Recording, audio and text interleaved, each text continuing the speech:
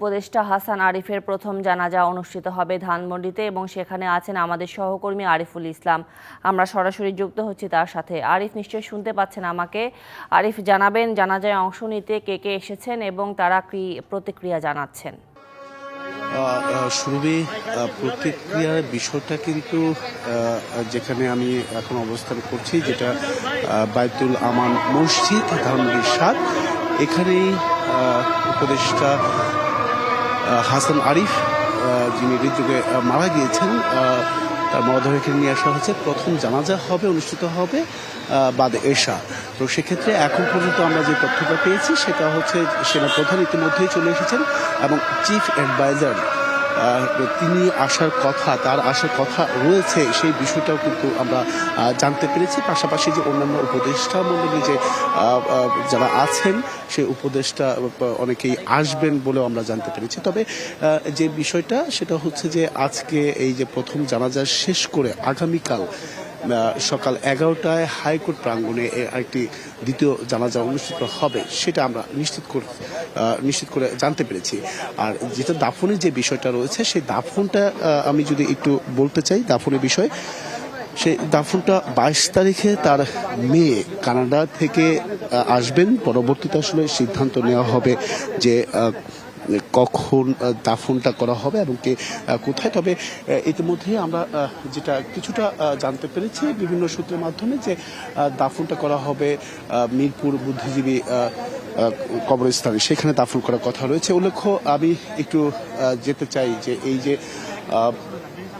ইতিমধ্যেই বিমান বাহিনীর প্রধানও চলে এসেছেন এবং কি সেনা প্রধানও চলে এসেছেন। তো আরেকটি বিষয় জানিয়ে রাখতে চাই যে অন্তর্বর্তী সরকারের বেসরকারি বিমান, পর্যটন ও ভূমি উপদেষ্টা AMF হাসান আরিফ, তিনি কিন্তু হৃদরোগে আক্রান্ত হয়ে বেলা 3টা 10 মিনিটে বেসরকারি একটি হাসপাতালে তিনি কিন্তু ইন্তেকাল করেছেন। সেটা আসলে সরকারের পক্ষ থেকে, অন্তর্বর্তী সরকারের পক্ষ থেকে এবং কি বিভিন্ন রাজনৈতিক দলের পক্ষ থেকে কিন্তু সেটার শোক সেটা কিন্তু জানিয়েছে। আর এর পাশাপাশি বিএনপির মহাসচিব মির্জা ফখরুল ইসলাম আলমগীর এসে তিনি বক্তব্য দিয়েছেন। তিনি যেটা জানিয়েছেন যে এই মৃত্যুতে, যেটা আগামী বাংলাদেশ বিনির্মাণের যে প্রত্যয়, সেই প্রত্যয়ের একটা ব্যাঘাত কিন্তু ঘটেছে। তো এই যে আরও যারা আসিফ এসেছেন, অনেকেই এসেছেন, তারাও কিন্তু একই ধরনের কথা বলেছেন যে তার মৃত্যুতে যে অপূর্ণতা বা যে শূন্যতা সৃষ্টি হয়েছে, সেই শূন্যতাটা কিন্তু রয়ে গেল। তো ইতিমধ্যেই আমি শুরুতে একটু দেখাতে চাই যে লাশবাহী যে অ্যাম্বুলেন্সটি আছে, লাশবাহী গাড়িটি যেটা আছে, সেটা কিন্তু ইতিমধ্যেই নিয়ে আসা হয়েছে। সেই মরদেহটি কিন্তু উপদেষ্টা হাসান আরিফের একটু দেখাতে চাই।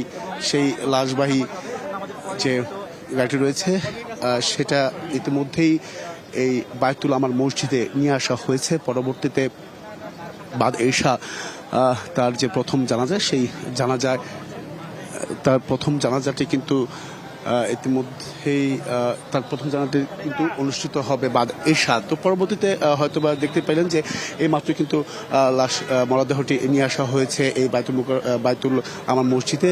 পরবর্তীতে নতুন কোনো তথ্য পেলে অবশ্যই জানার চেষ্টা করবো। শুরুবেই আরিফ, ধন্যবাদ আপনাকে যুক্ত হবার জন্য।